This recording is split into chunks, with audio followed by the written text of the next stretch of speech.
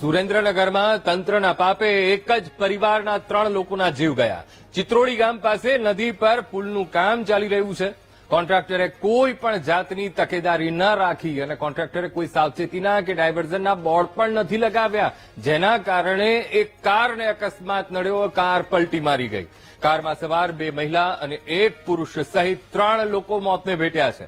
2 ઇજાગ્રસ્ત લોકોને હોસ્પિટલમાં દાખલ કરવામાં આવ્યા છે. ધ્રાંગધ્રાથી સરાને જોડતા રોડ પર આ અકસ્માતની ઘટના બની છે.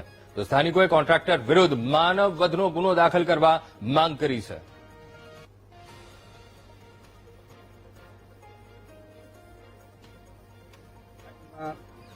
ત્રણ લેડીઝ એક જેન્ટ્સ અહીંયા જ મૃત્યુ થઈ ગયું હતું. કુલ કેટલા જણા હતા ગાડીમાં? ગાડીમાં 5 જણા હતા. ક્યાંથી ક્યાં આવતા હતા? દાદોડિયાથી ના દવાખાને જ આવતા હતા.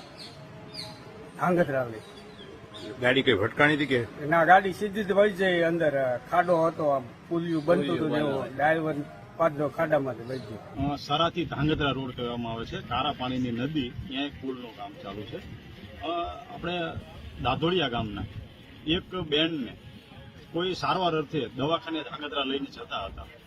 તો આ રસ્તો અત્યારે જે ધાંગધ્રા જાય છે એના ઉપર જે પુલનું કામ ચાલુ છે એમાં કોઈ પણ પ્રકારના સાવચેતી રૂપ